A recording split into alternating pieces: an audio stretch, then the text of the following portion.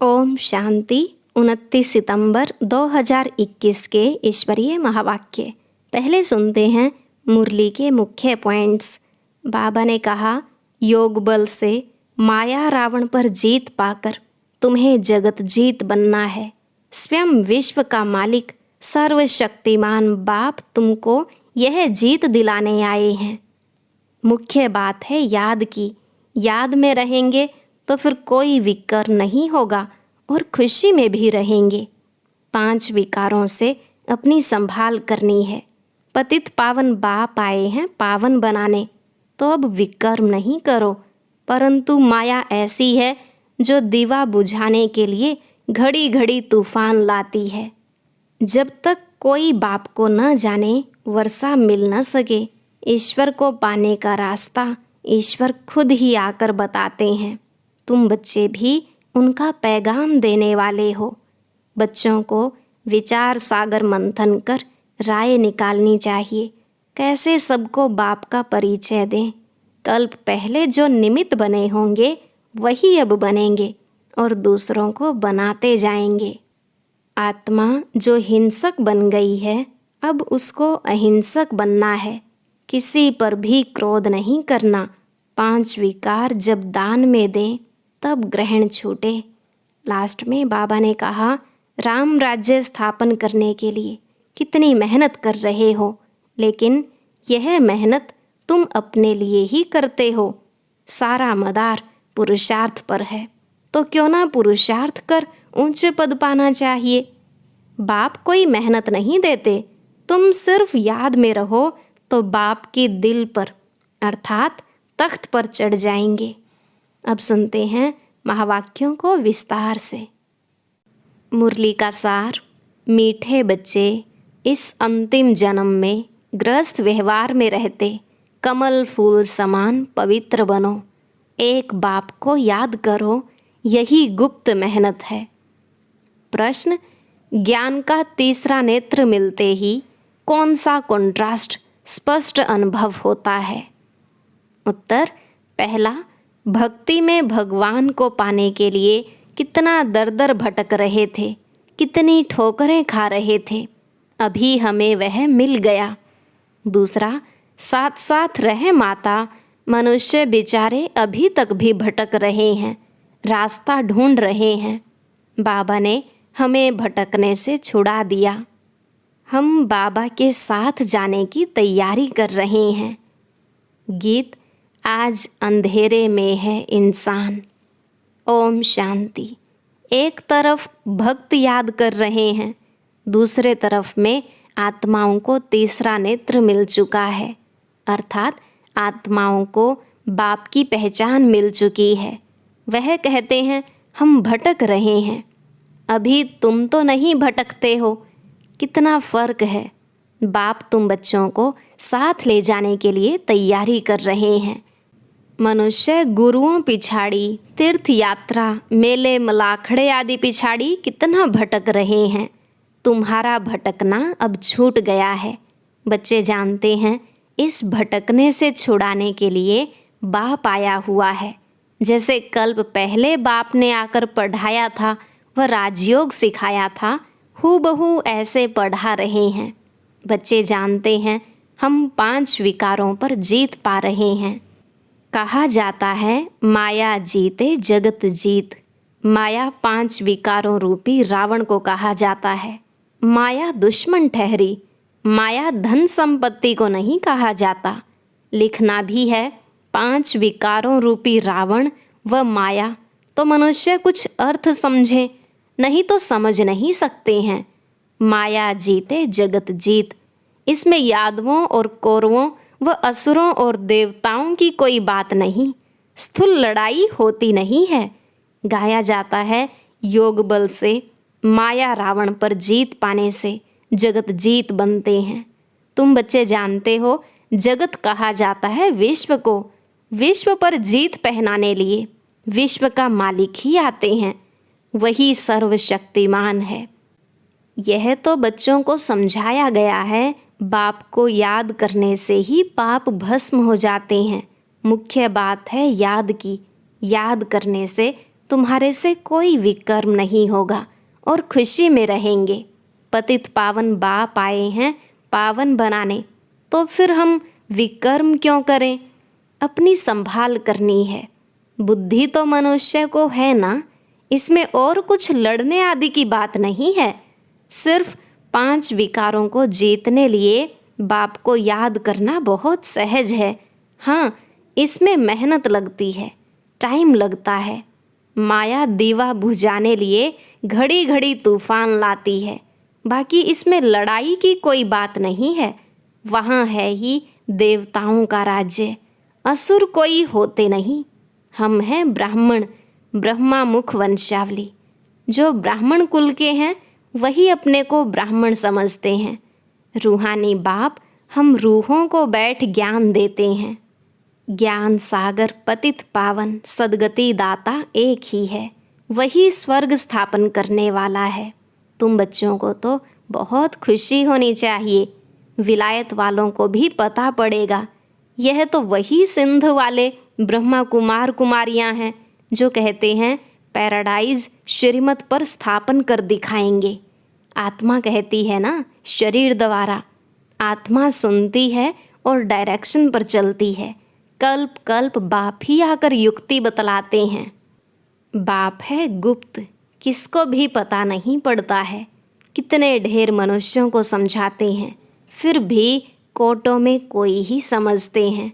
तुम बच्चे अब समझते हो, हमारा ऑल राउंड पार्ट है। बाप ने समझाया है, तुम ही राज्य लेते हो और कोई ले न सके सिवाय तुम भारतवासियों के, जो अभी अपने को हिंदू कहलाते हैं। आदमशुमारी में भी हिंदू लिख देते हैं। हम भल कुछ भी नाम दें, हम वास्तव में आदि सनातन देवी देवता धर्म के थे। वह दैवी धर्म भ्रष्ट कर्म भ्रष्ट हो जाने के कारण अपने को हिंदू कह देते हैं। हिंदू नाम क्यों पड़ा यह भी कोई नहीं जानते। पूछना चाहिए, भला यह तो बताओ तुम्हारा हिंदू धर्म किसने स्थापन किया? यह तो हिंदुस्तान का नाम है, कोई बता नहीं सकेंगे। तुम बच्चे जानते हो, अब ब्राह्मण देवता क्षत्रिय धर्म की स्थापना हो रही है। कहते हैं ब्राह्मण देवी देवता नमः। ब्राह्मण है सर्वोत्तम नंबर 1। वास्तव में स्वर्ग सतयुग को कहा जाता है। रामचंद्र के राज्य को भी स्वर्ग नहीं कहा जाता। आधा कल्प है राम राज्य, आधा कल्प है आसुरी राज्य। यह सब दिल में धारण करना है। अभी हमको स्वर्ग में जाने के लिए क्या करना है? पवित्र तो जरूर रहना ही है। बाप कहते हैं, बच्चे काम महाशत्रु है, इन पर जीत पाकर पवित्र रहना है। इसलिए कमल फूल की निशानी भी दिखाई है। गृहस्थ व्यवहार में रहते कमल फूल समान बनना है। यह दृष्टांत तुम्हारे लिए है।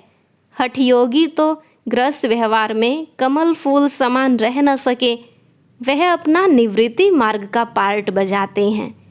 गृहस्थ व्यवहार में रह नहीं सकते, इसलिए घर बार छोड़ चले जाते हैं।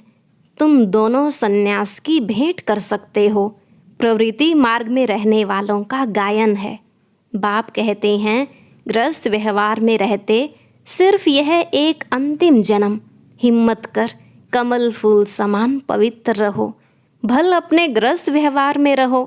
वह सन्यासी तो घर बाहर छोड़ जाते हैं। ढेर सन्यासी हैं जिन्हों को भोजन देना पड़ता है। पहले वह भी सतो प्रधान थे, अभी तमो प्रधान बन गए हैं। यह भी ड्रामा में उनका पार्ट है, फिर भी ऐसे ही होगा। बाप समझाते हैं, इस पतित दुनिया का विनाश तो होना ही है।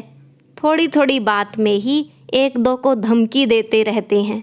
अगर ऐसा नहीं होगा तो बड़ी लड़ाई लग जाएगी। तुम बच्चे समझते हो, कल्प पहले भी ऐसे हुआ था। शास्त्रों में लिखा है, पेट से मूसल निकले यह हुआ। फिर होली में स्वांग बनाते हैं। वास्तव में है यह मूसल जिससे विनाश करते हैं। यह भी बच्चे जानते हैं, जो कुछ पास्ट हो चुका है वह फिर भी होना है। बनी बनाई बन रही। अभी तुम्हारी बुद्धि में सारा राज है, सिर्फ कहने की बात नहीं, किसको भी दोष नहीं दे सकते। ड्रामा में पार्ट है, तुमको सिर्फ बाप का पैगाम सुनाना है। यह ड्रामा तो अनादि अविनाशी है। भावी क्या चीज़ है यह भी तुम समझ गए हो। यह कलयुग अंत और सतयुग आदि का संगम नामी ग्रामी है। इनको ही पुरुषोत्तम युग कहा जाता है। आजकल बच्चों को पुरुषोत्तम युग पर अच्छी रीति समझा रहे हैं। यह युग है उत्तम पुरुष बनने का। सभी सतो प्रधान उत्तम बन जाएंगे। अभी हैं तमो प्रधान कनिष्ठ। इन अक्षरों को भी तुम समझते हो। कलयुग पूरा हो, सतयुग आएगा, फिर जय जयकार हो जाएगा। कहानी सुनाई जाती है ना, यह है सहज ते सहज। झूठी कहानियाँ तो बहुत हैं। अब बाप खुद बैठ समझाते हैं। भक्ति मार्ग में तुम मेरी महिमा गाते आए हो। अब प्रैक्टिकल में तुमको रास्ता बताता हूँ सुख धाम और शांति धाम का। सदगति को सुख गति, दुर्गति को दुख गति कहेंगे। कलयुग में है दुख, सतयुग में है सुख। समझाने से सब समझेंगे। आगे चल समझते जाएंगे। समय बहुत थोड़ा है, मंजिल बहुत ऊंची है। कॉलेज में जाकर तुम समझाएंगे तो इस नॉलेज को अच्छी रीति समझेंगे। बरोबर यह ड्रामा का चक्र फिरता रहता है और कोई दुनिया नहीं है। वह समझते हैं ऊपर में कोई दुनिया है, इसलिए सितारों आदि तरफ जाते हैं। वास्तव में वहाँ कुछ है नहीं। God is one, creation is one. मनुष्य सृष्टि यही है। मनुष्य ही हैं। सिर्फ देह के अनेक धर्म हैं। कितनी वैरायटी है। सतयुग में एक ही धर्म था, उसको कहा जाता है सुख धाम। कलयुग है दुख धाम। सुख और दुख का खेल है ना। बाप थोड़े ही बच्चों को कब दुख देंगे। बाप तो आकर दुख से लिबरेट करते हैं। जो दुख हरता है वह फिर किसको दुख थोड़े ही देंगे। अभी है रावण राज्य। मनुष्यों में 5 विकार प्रवेश हैं, इसलिए रावण राज्य कहा जाता है। वर्ल्ड की हिस्ट्री ज्योग्राफी का राज अभी तुम बच्चों की बुद्धि में आ गया है। रोज सुनते हो यह बहुत बड़ी पढ़ाई है, तो बाप समझाते हैं अभी बाकी थोड़ा समय है, उसमें बाप से पूरा वर्षा लेना है। धीरे धीरे मनुष्य भी समझेंगे। बरोबर ईश्वर का रास्ता तो यही समझाते हैं। दुनिया में और कोई भी ईश्वर को पाने का रास्ता नहीं बतलाते हैं। ईश्वर का रास्ता ईश्वर ही बताते हैं। तुम तो उनके बच्चे, पैगाम देने वाले हो। कल्प पहले भी जो निमित्त बने होंगे वही अब बनेंगे और बनाते जाएंगे। बच्चों को विचार सागर मंथन करना है, राय देनी चाहिए। बाबा हम समझते हैं यह चित्र होने चाहिए, इससे मनुष्य अच्छा समझ सकते हैं। बाबा कम चित्र इसलिए कहते हैं क्योंकि कई सेंटर्स बहुत छोटे छोटे हैं। 5-7 चित्र भी मुश्किल रख सकते हैं। बाबा कहते हैं घर घर में गीता पाठशाला हो। ऐसे भी बहुत हैं, एक कमरे में सब कुछ चलाते हैं। मुख्य चित्र रखे हों तो मनुष्यों को समझ मिले आखिरीन भगवान किसको कहा जाता है, उनसे क्या मिलता है। भगवान को बाबा कहा जाता है। बबूलनाथ बाबा नहीं कहेंगे, रुद्र बाबा नहीं कहेंगे, शिव बाबा नामी ग्रामी है। बाबा कहते हैं यह वही कल्प पहले वाला ज्ञान यज्ञ है। बेहद के बाप शिव ने यज्ञ रचा है। ब्राह्मणों की रचना की है ब्रह्मा द्वारा। ब्रह्मा में प्रवेश हो स्थापना की है। यह है ज्ञान राजयोग का। और फिर यज्ञ भी है जिसमें सारी पुरानी दुनिया की आहुति पड़ती है। एक वह ही बाप भी है, टीचर भी है, गुरु भी है, ज्ञान सागर भी है। ऐसा और कोई है नहीं। आजकल यज्ञ रचते हैं तो चारों तरफ शास्त्र रखते हैं, एक आहुति का कुंड भी बनाते हैं। वास्तव में है यह ज्ञान यज्ञ जिससे उन्होंने कॉपी की है। यहाँ कोई स्थूल चीज़ आदि तो है नहीं। अभी तुम बच्चों को बेहद का बाप मिला है, बेहद का ज्ञान मिला है, और कोई यह जानते नहीं, बेहद की आहुति पड़नी है। यह तुम जानते हो, पुरानी दुनिया खत्म हो जाएगी। वह तो खुशी होती रहती कि राम राज्य स्थापन हो, यह तो बहुत अच्छा है, परंतु वह तो जो स्थापन करेंगे वह अपने लिए ही करेंगे ना, मेहनत सब अपने लिए करेंगे। तुम जानते हो यह महाभारत लड़ाई भी इस यज्ञ से प्रज्वलित हुई है। कहाँ वह हद की बातें, कहाँ यह बेहद की बातें। तुम अपने लिए ही पुरुषार्थ करते हो। जब तक बाप को न जाने वर्षा मिल न सके, बाप ही आकर आत्माओं को शिक्षा देते हैं। तुम्हारा है सब गुप्त। आत्मा जो हिंसक बन गई है, उनको अहिंसक बनना है। किसी पर क्रोध भी नहीं करना है। 5 विकार जब दान में दें तब ग्रहण छूटे। इनसे ही काले हो गए हैं। अब फिर सर्वगुण संपन्न 16 कला संपूर्ण कैसे बने, यह बाप बैठ समझाते हैं। इन लक्ष्मी नारायण को ऐसा किसने बनाया? कोई गुरु मिला? यह तो विश्व के मालिक थे। जरूर पास्ट जन्म में अच्छे कर्म किए हैं, तब अच्छा जन्म मिला। अच्छे कर्मों से अच्छा जन्म मिलता है। ब्रह्मा और विष्णु का कनेक्शन भी जरूर है। ब्रह्मा सो विष्णु 1 सेकंड में, मनुष्य से देवता बनते हैं सेकंड में। जीवन मुक्ति इसको कहा जाता है। बाप के बने और जीवन मुक्ति का वर्षा पा लिया। जीवन मुक्त तो राजा प्रजा सब हैं। जो भी आने हैं उनको जीवन मुक्त बनना है। बाप तो समझाते हैं सबको, फिर है पुरुषार्थ करना।